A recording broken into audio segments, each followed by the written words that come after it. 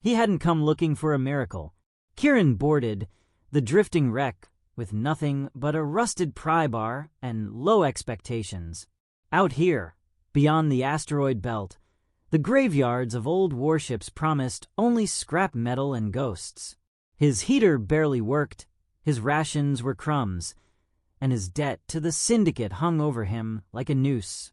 But deep in the frozen corridors of the alien vessel, he found her, curled in the corner of a shattered cryopod, skin like molten silver marred with bruises.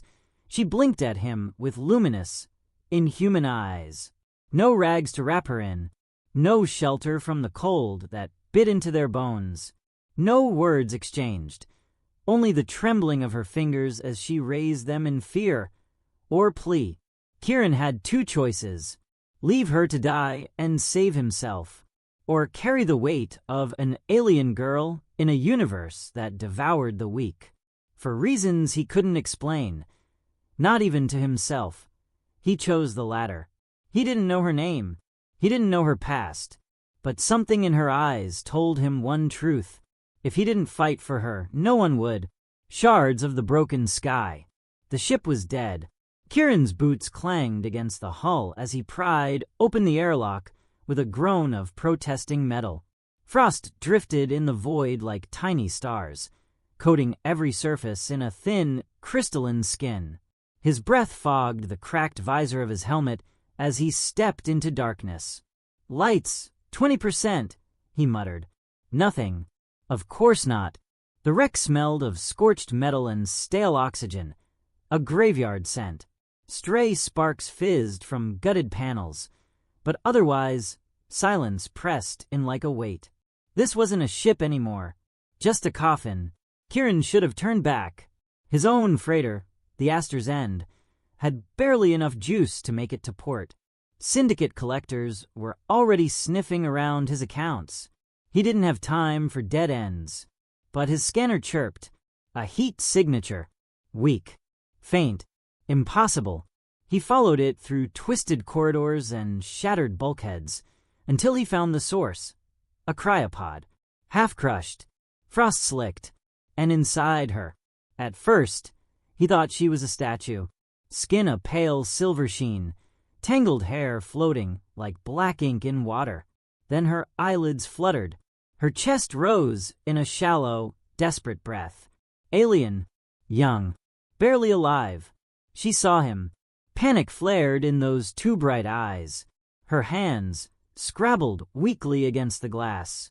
A sound, choking, broken, escaped her throat. Kieran swore under his breath. No food. No heat. No meds. Damn it. He had nothing to offer. And yet, he couldn't leave. He placed his gloved hand against the pod's surface. Slowly, she mirrored the gesture. Fingers, so small, so fragile, pressing against the glass, separated only by a thin layer of ice. For the first time in years, Kieran felt something stir in his chest. A dangerous thing. Hope. The ship loomed ahead like a skeletal leviathan, its shattered hull drifting in the black sea of space. Kieran's hands tightened on the controls as warning lights flickered across his dash. Fuel reserves. Critical. Oxygen low. Heat. Barely holding. Just one good haul, he muttered to himself, voice rasping through the recycled air of his helmet. One good score to keep the Syndicate bastards off my back. The Aster's End, his battered freighter, hummed and creaked as if protesting his plan. But out here, beyond the asteroid belt, there was no room for hesitation. Wrecks like this one could mean the difference between living another cycle or ending up another frozen corpse adrift in the void. His mag boots clanged against the alien vessel's hull as he leapt across, tether lines snaking behind him. Up close, the damage was worse than he'd thought. Gaping holes vented atmosphere in lazy streams of ice crystals, and the ship's insignia was scorched beyond recognition. He pried open a secondary airlock with a hiss of depressurization. Darkness swallowed him whole. Kieran flicked on his helmet lamp, the narrow beam cutting through floating debris, shredded insulation, broken panels. A child's toy drifting eerily in zero-G. "Creepy as hell," he muttered. No signs of life. No rations. No intact systems. Just a tomb. His wrist scanner pinged once, faintly. A heat signature. Kieran frowned. Must be a glitch. He tapped the screen. The blip persisted, flickering, but there. Weak. Almost gone. His stomach twisted. He should turn back. He had no medical supplies, no spare rations. Barely enough power to keep himself alive. Whatever it was, rat, pet, alien crew, wasn't his problem. But his boots carried him forward anyway. The corridors narrowed as he ventured deeper. Walls slick with frost. The silence pressed in heavier here, like the ship itself was holding its breath. Then he saw it. A cryopod wedged at an awkward angle, half crushed by collapsed ceiling panels. Through the frosted glass, something moved. Kieran's breath caught. A girl, or at least close enough. Silver-hued skin glistened faintly in the dim light, hair like black ink tangled around delicate shoulders. Her eyes fluttered open, impossibly bright, catching his lamp's beam. Alien, definitely alien, but young. Too young to be here alone. She flinched at the sight of him, pressing weakly against the pod's interior. Her lips moved, forming sounds he couldn't hear through the glass, too faint to register even on his helmet's pickup. "No," Kieran whispered under his breath. "Don't do this to me." He checked his readouts again. Oxygen levels dropping. His suit's heater rattled, fighting to keep out the creeping cold. He had nothing to give her. No food, no meds, no room on his ship for dead weight. Walk away, he told himself. You've done it before. You're good at it. But her eyes, they weren't pleading. They weren't angry.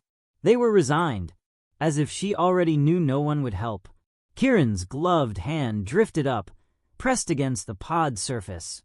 To his surprise, her trembling fingers mirrored the gesture from the inside.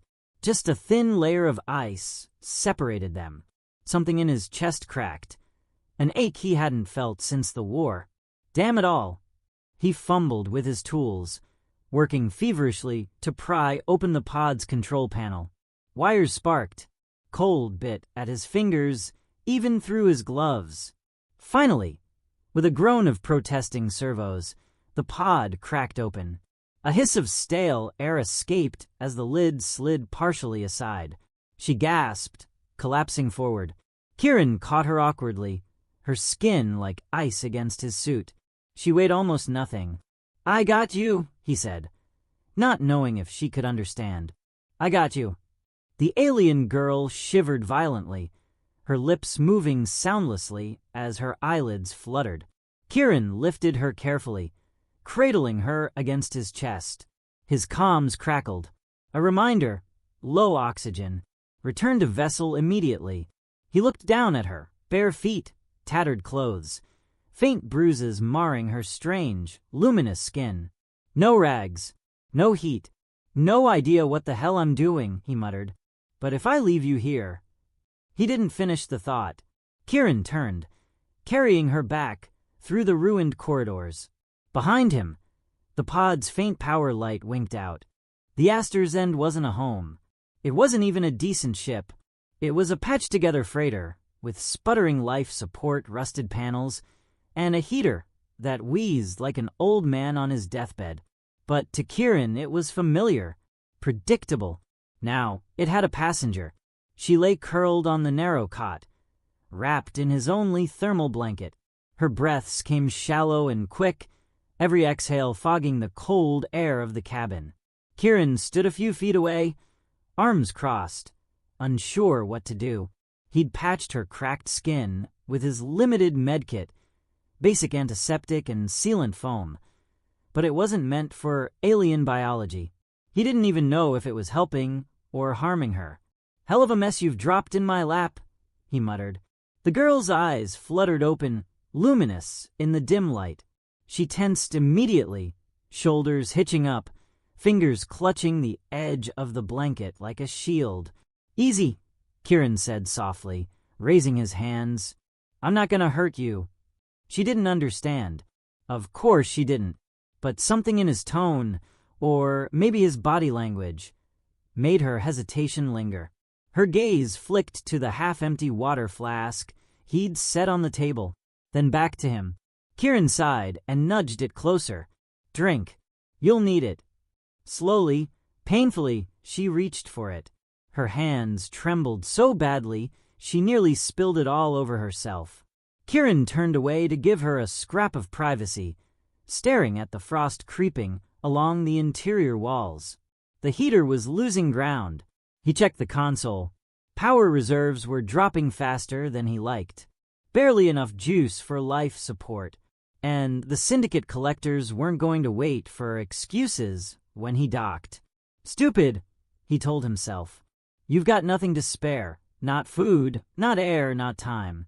She's not your responsibility. But when he glanced back, he saw her huddled there, tiny, shivering, clutching the blanket like it was the only thing tethering her to life. Kieran rubbed his face with both hands. Damn it. He dug through a storage locker and pulled out his last emergency ration pack. Bland protein paste and a few crackers. Not much, but enough to keep her alive another day. The girl flinched when he approached. He crouched slowly, keeping his hands visible. Eat, he said, opening the pack and offering it to her. She stared at it suspiciously, then at him. I'm not poisoning you, Kieran said dryly. If I wanted you dead, I'd have left you in that freezer coffin. She didn't understand the words, but after a long moment, she reached out with delicate, shaking fingers. She took a cautious bite, grimaced at the taste, but kept eating. Atta girl, Kieran murmured. For the first time, her gaze lingered on him. Not with fear, but with something else. Caution, curiosity. She pointed weakly to her chest and made a sound, soft, melodic, like a bird's call. Kieran, he said, tapping his own chest. Kieran. She tilted her head, trying to mimic the syllables. Kieran. Close enough. He pointed at her, raising his brows. You. She blinked, then touched her chest. Her voice was barely a whisper. Era. Kieran nodded. Era. Got it. The corners of her mouth twitched. Maybe a smile. Maybe just a reflex. The ship's lights flickered. The heater coughed, sputtered, and went silent. Kieran swore under his breath and jumped to the console. A red light blinked angrily. Power critical. He slammed a fist against the panel. Not now. The temperature dropped like a stone. His breath came out in plumes. Era shivered violently under the blanket, her teeth chattering. Damn it, damn it. He grabbed the blanket and slid under it beside her. She stiffened in alarm, eyes wide.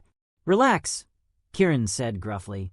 You want to live. We need to share heat. She didn't move, but when he wrapped the edges of the blanket tighter around them, her body hesitated, then slowly, hesitantly, pressed closer. Her skin was ice-cold against his suit. Kieran stared at the ceiling, feeling her ragged breaths against his chest. This was insane. He'd taken on strays before, half-dead soldiers, lost children, but never an alien. Never in the middle of syndicate space with no backup and no plan. Still, as Era's shivering eased, he couldn't bring himself to regret it. Guess we're both screwed now, he whispered. For the first time in years, he wasn't alone. The Astor's End drifted silently through the void, a crippled freighter clinging to life on sputtering systems. Inside, Kieran sat hunched at the galley table, nursing a cup of bitter recycled coffee. His helmet lay discarded on the floor. Across from him, Era crouched low on the bench, blanket draped over her like a cocoon. Her luminous eyes darted around the cramped cabin, taking in every detail. Panels patched with mismatched plates, wires hanging like vines, a cracked photo of a younger Kieran taped to the wall. She didn't speak. Not in words, he understood. But her presence filled the silence in a way the hum of the engines never could. Kieran set his mug down with a sigh. "You're not much of a talker either." "Huh?" Era tilted her head at the sound, her hair falling like a dark curtain over her strange, delicate features. Slowly, she reached for the stub of a grease pencil on the table.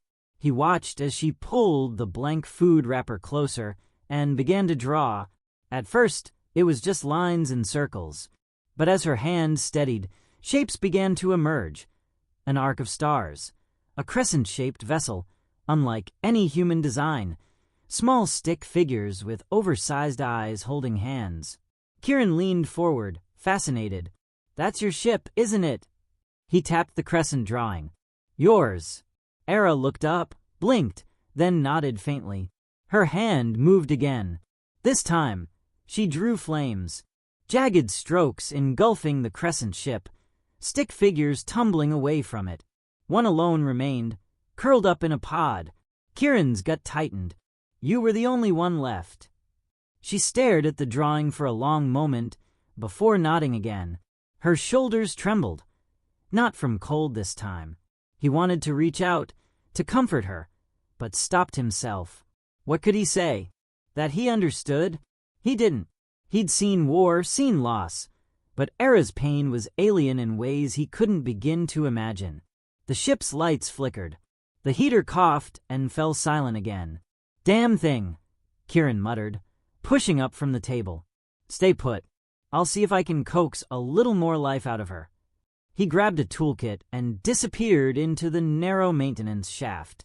Behind him, Era huddled tighter in the blanket, clutching her makeshift, drawing like it was a lifeline. The power relays were a mess. Corroded contacts, cracked insulation, energy bleeding out in sparks. Kieran worked fast, fingers numb in the freezing air. "You're losing it, old man," he muttered, risking your neck for a girl who probably doesn't even breathe the same damn air. A faint sound drifted down the shaft, not a mechanical whine, something softer, a voice. Era. She was singing or something like it. The melody was low, haunting, carrying a strange resonance that seemed to hum against the bulkheads. It wasn't human, but it wasn't unpleasant either. Kieran paused, tools in hand. For the first time since the war, he felt the icy knot in his chest loosen just a little. He forced himself back to work, coaxing the heater back online. It wheezed, shuddered, then roared weakly to life. Warmth seeped into the metal walls.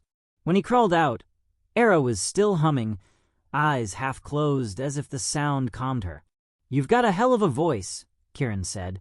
She stopped, startled. Her eyes darted to his, uncertain. He offered a small smile. "It's nice. Don't stop on my account." Era blinked, then gave the faintest nod. Kieran dropped back into his chair, exhausted. "We'll reach the outer stations in 4 days if the engines hold. Might be able to find help there. Or trouble. More likely both." Era tilted her head, uncomprehending, but her gaze softened. He rubbed his face. "Why the hell am I telling you this? You probably don't understand a word." But deep down, he suspected she understood more than he thought. For the first time in years, he wasn't talking to himself. As the Astor's End drifted on through the endless dark, Kieran realized something terrifying. He wasn't just trying to save her anymore. He needed her to survive. The proximity alarm screamed, its shrill wail cutting through the cabin like a blade. Kieran's eyes snapped open. He was on the floor, slumped against the bulkhead. Era curled beside him under the shared blanket. She bolted upright at the sound, her luminous eyes wide with fear. "Stay here." Kieran was already on his feet, yanking on his jacket as he stumbled toward the cockpit. The alarm display flared red with incoming signatures. 3 small vessels closing fast. Pirates, or worse, syndicate collectors. Damn it all. He dropped into the pilot's seat, fingers flying across controls. The Astor's End groaned in protest as he powered up the shields. What little energy they had crackled weakly across the hull. The comms crackled alive, a guttural voice spitting words in a dialect Kieran didn't recognize. He didn't need a translator to catch the tone, demanding, threatening. "Yeah, not happening," he muttered. On the radar, the enemy ships fanned out like wolves circling prey. Their weapons systems lit up, missile locks flashing on his HUD. Era appeared in the doorway, clutching the bulkhead for balance as the freighter shuddered. Her expression was pale, stricken. "Get back!" Kieran barked. She flinched, but didn't move. Instead, she placed a hand on the wall as if feeling the ship's heartbeat. Her lips moved silently, whispering sounds he couldn't understand. The first shot hit. The Aster's end lurched violently, alarms blaring louder. Panels sparked overhead. Kieran wrestled with the controls. "Hold together, girl," he growled at the ship. "Just a little longer." He fired thrusters, spinning the freighter into a desperate roll. A second blast scorched past, barely missing the starboard engine. The attackers weren't playing around. Kieran's fingers hovered over the weapon's console. The Aster's end wasn't built for combat, but it had a pair of old railguns. Enough for a warning shot.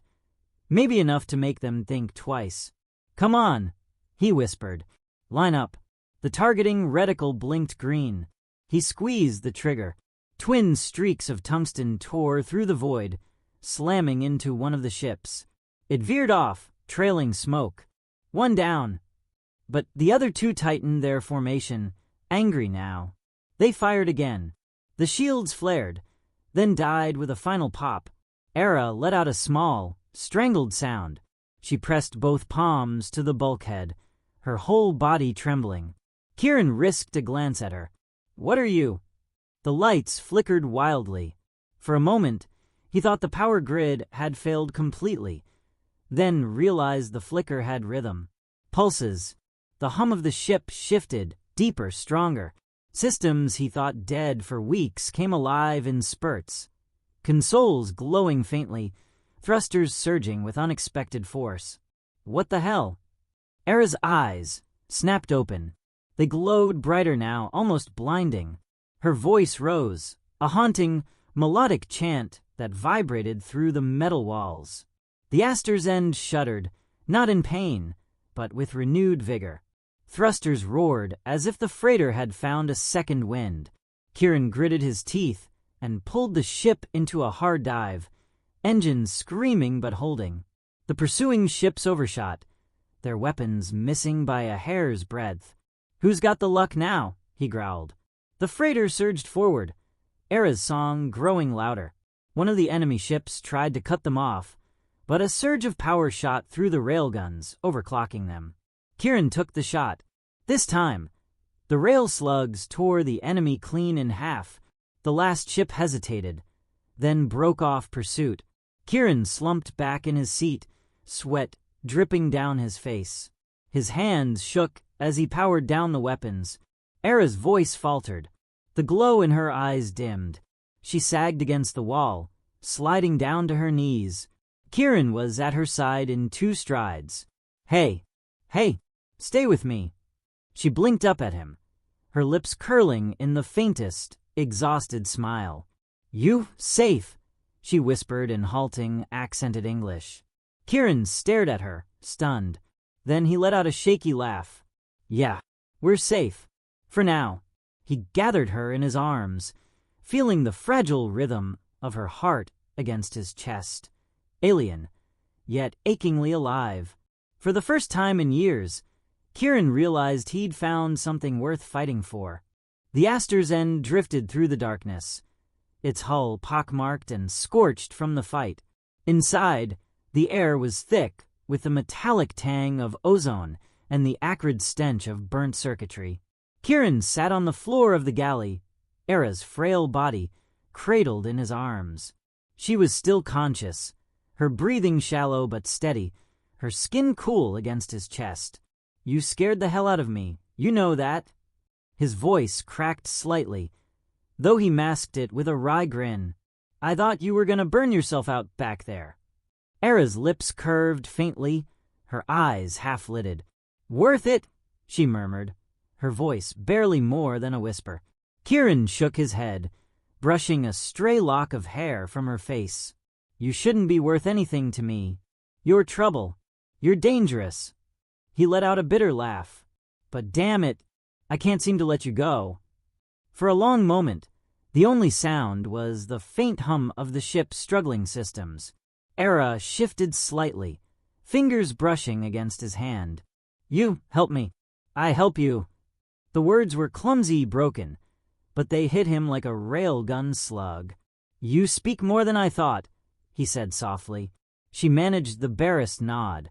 Kieran exhaled slowly. He should be thinking about his next move, how to patch the ship, how to avoid the syndicate's net tightening around them. Instead, all he could think about was the way Era's faint pulse beat against his fingertips. After a time, he carried her to the cot and tucked the thermal blanket around her.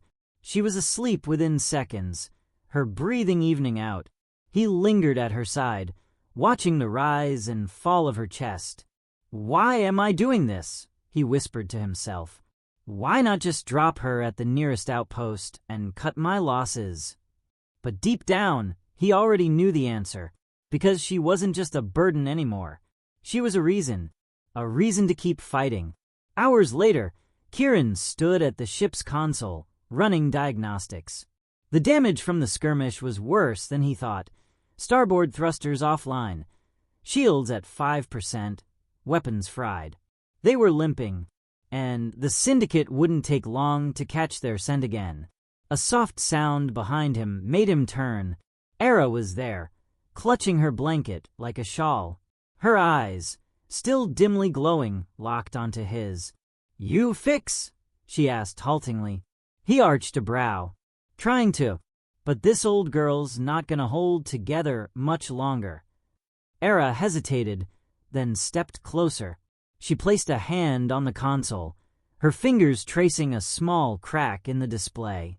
Her brow furrowed in concentration, and for a moment Kieran swore he felt the faintest vibration beneath his boots, like the ship was listening. "Don't push yourself," he warned. "You nearly cooked your brain last time." She looked at him with that same calm, alien patience. "Together." The word landed heavier than any missile. Kieran ran a hand over his stubble. "Yeah, together." He turned back to the console, his jaw set. They couldn't run forever. The syndicate would hunt them to the ends of known space. And this ship, this fragile tin can, wasn't going to get them through another fight. But maybe, just maybe, they didn't have to run. The thought scared him more than anything. Standing and fighting wasn't his way anymore. Not since the war. Then he glanced at Era, watching him with quiet trust. Maybe it was time to change that. Kieran dropped into the pilot's chair, his fingers dancing over the controls. "There's a weapons depot on Callan's Reach," he said, mostly to himself. "Black market, crawling with syndicate scum. But if we can slip in, we might find what we need." Era tilted her head. "Danger." "Yeah," he said with a grim smile. "Lots of it." She didn't flinch. Instead, she moved closer, her small hand brushing against his arm. "Fight." Kieran chuckled softly. "Damn right." The Astor's End shuddered as its battered engines roared to life. For the first time in years, Kieran felt the old fire in his veins, the one that had carried him through battles, through loss, through the worst humanity had to offer. This time, he wasn't fighting for orders. He was fighting for her. "Hold on, Era," he murmured as the stars stretched into streaks around them. "We're not done yet." The Astor's End leapt into hyperspace, leaving its wounds and its hesitation behind.